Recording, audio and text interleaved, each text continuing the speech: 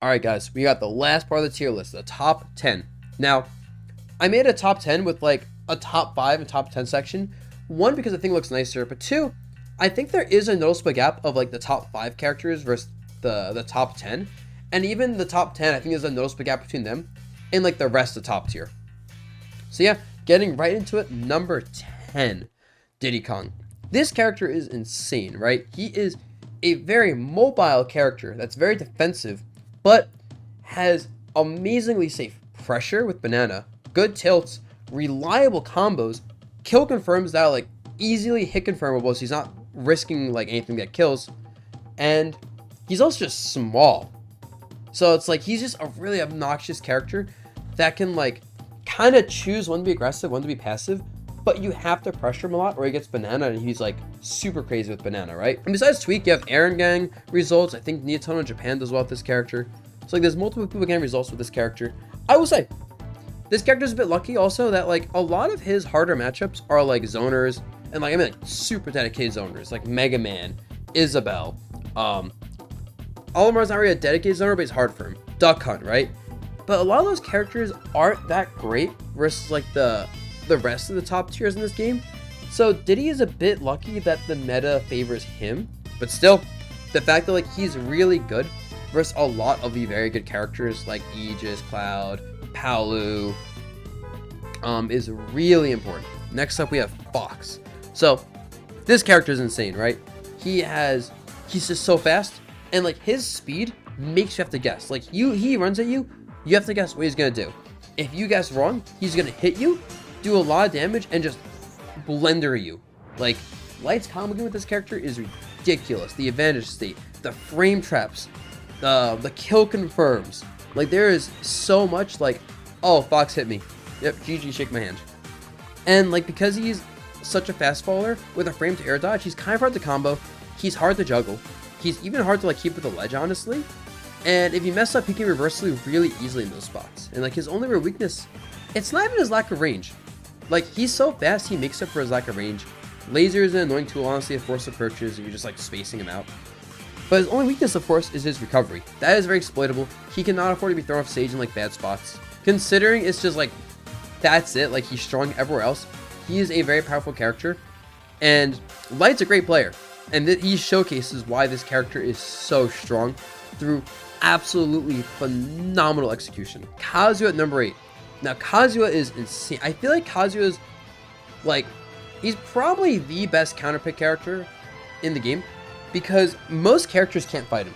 Like, the risk reward on Kazuya hitting you is so insanely in his favor that in order to beat him, you have to never interact with him, right? But, like, a lot of characters aren't built in a way to, like, be able to win off such passive play. And even then, like, you can play super safe, make one mistake, he hits you, and he's winning now. However, it does require good execution, I'll say, and like tournament nerves and people making mistakes holds him back because he can low-key be top 5 if the Kazuya player has never dropped combos. Even besides like the 0 deaths, he's just really strong overall. He's very heavy. When he gets Rage Drive, he's so scary. Rage Drive is such a... It's armored, grab, kill move that anti-air. It goes really far and has no lag. Yeah, Laser is like a really annoying counter like poke tool if you're trying to like camp him out. His recovery is surprisingly really annoying to catch. He has just really big hitboxes that are really fast and people don't really talk about them enough. Like, he has a lot of stuff where like a lot of his attacks are really good, but people don't use it because they just go electric, electric, low. Which makes sense, right? Electric is just like the all-defining, like, you can't fight me move. I will say, he does have some pretty bad matchups, especially for a top 10 character. He probably has some of like, probably the most like hard losing matchups because of things like Steve and Sonic just never fighting him. Still, like in a bracket, you're most likely just gonna run into a lot of very easy matchups, and especially like as a secondary or a dual main, he's a monster. All right, Cloud. Cloud is interesting. He's very strong, but I will say this: I don't think Cloud is like a pick up play and just get carry type character, because a lot of his strengths are just like if you have fundies, his buttons are really good. But you still need good execution on moving with a fast character. You need good spacing on your attacks. You need really disciplined disadvantage and disciplined usage of limit. So I will say that you can't, like, he's a very skill testing character, despite how simple he is, right? Because he presses button in your direction and it's a good button. But with that said, that's why he's so good.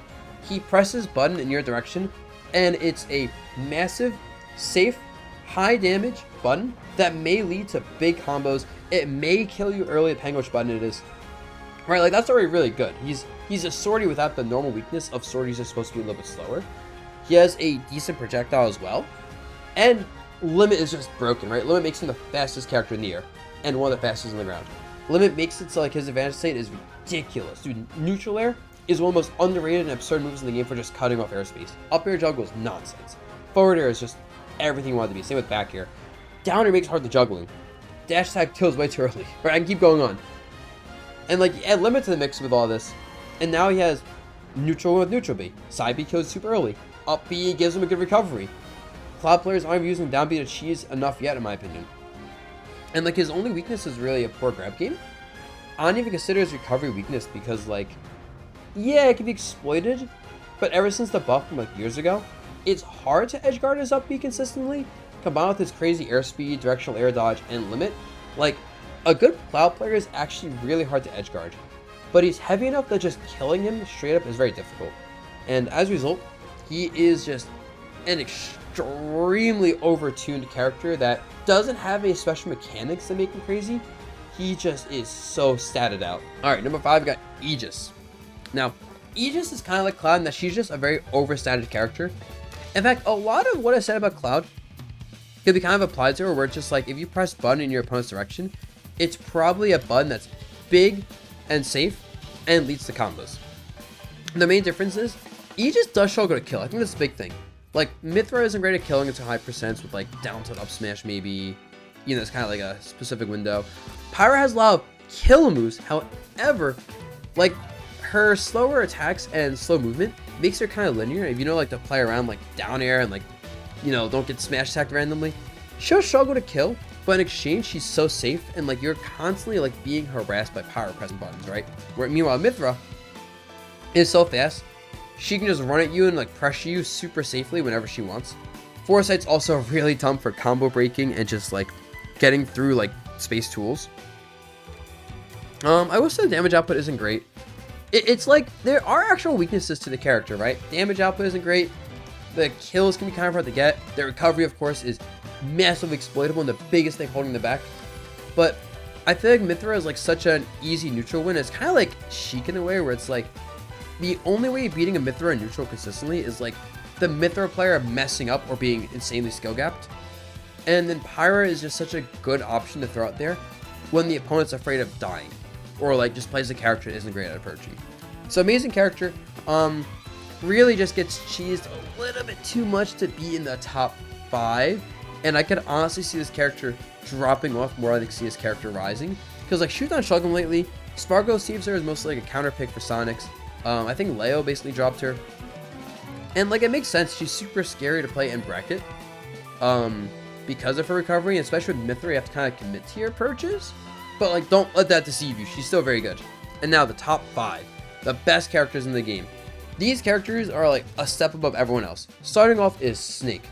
Snake is like, he's interesting because he doesn't feel top 5 when you fight against him, right? He doesn't have like this any overtly like this is BS type of stuff. But at the same time, he just controls so much space so easily with grenades. His risk reward on damage output and kill power with like up tilt or just his nair doing like 30 damage, right? The fact he can combo off the grenades, the fact that he's living super long, the fact that he's hard to edge guard because he can just like up B super high and land. It makes him a character where it's like, just taking a stock is very difficult. Living past like 100 is very difficult if they're fishing for up tilt. Finding openings in neutral is difficult. You can't trade with him either.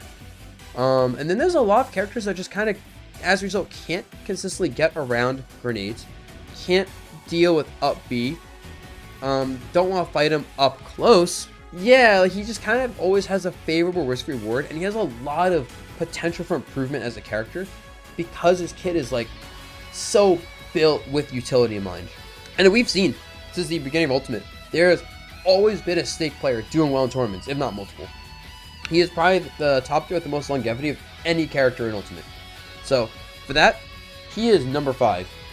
And then we have the 4 Horsemen of the Apocalypse. Starting off is Robert. So, he's big. That's his weakness.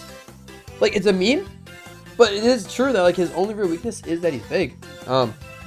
He is a zoner, grappler, brawler, spacer, heavyweight, combo monster, kill confirm, projectile setup, a 0 death, crazy recovery, crazy landing game hybrid, right? Like, he is everything.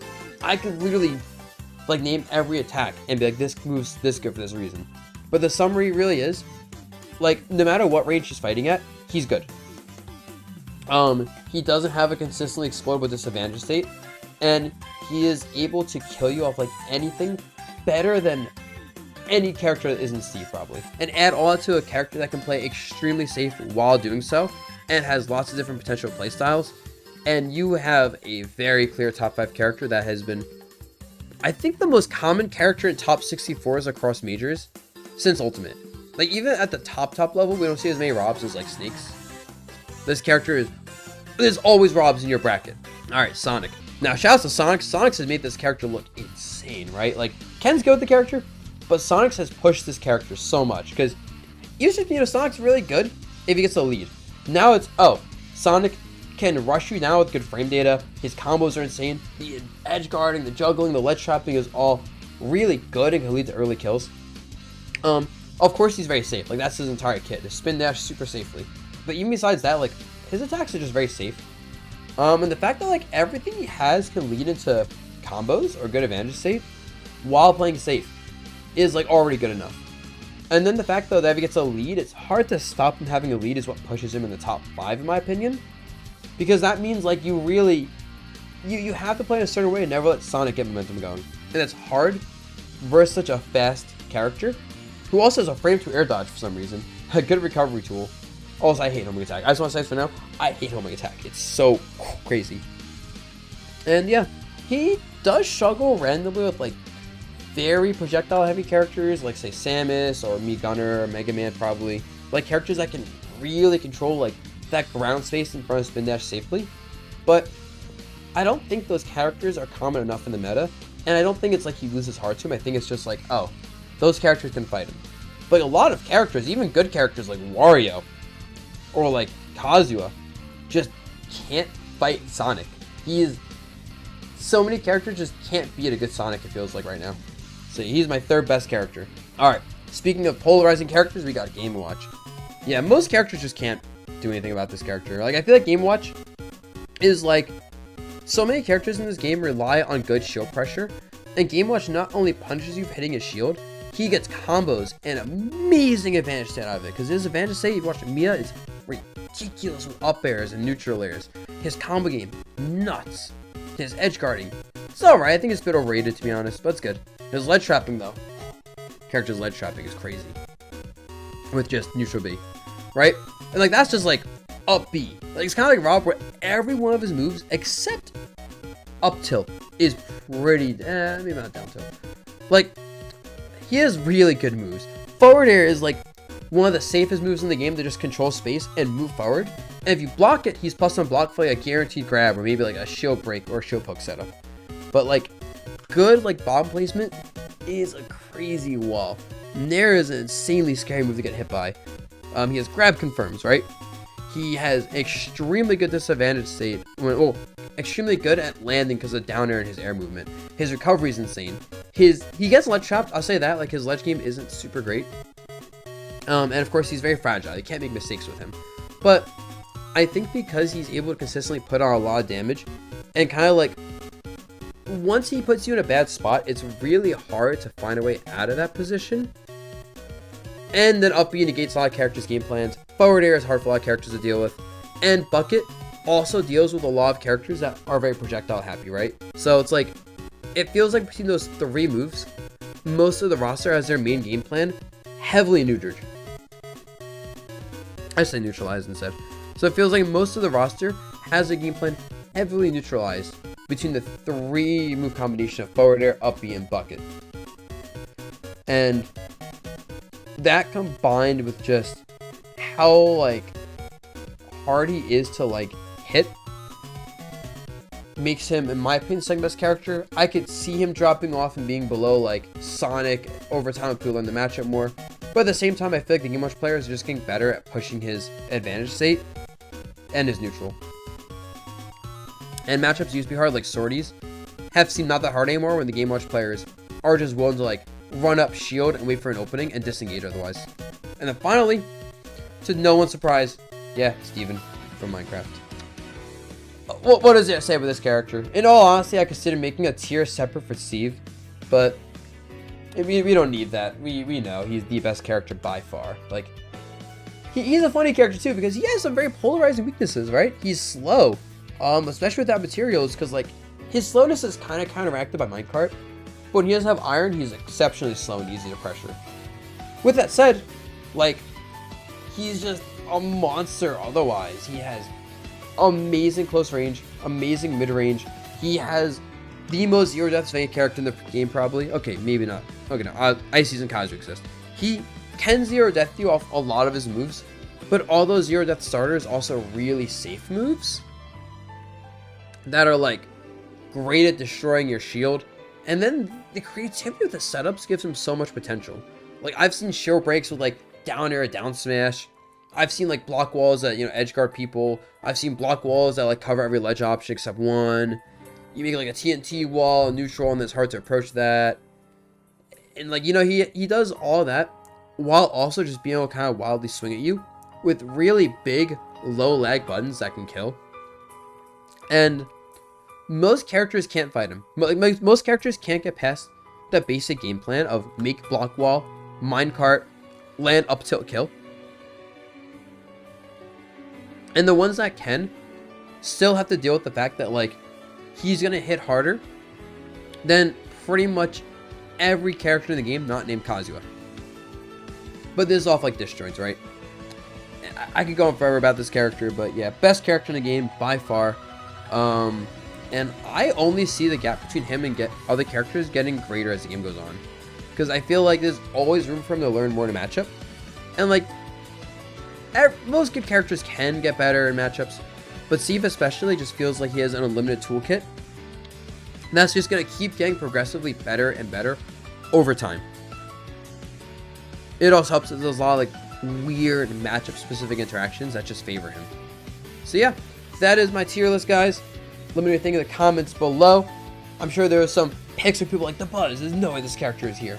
So let me know. Let me know how bad this is, because I know everyone loves complaining about tier lists over like 3 things. Alright, peace.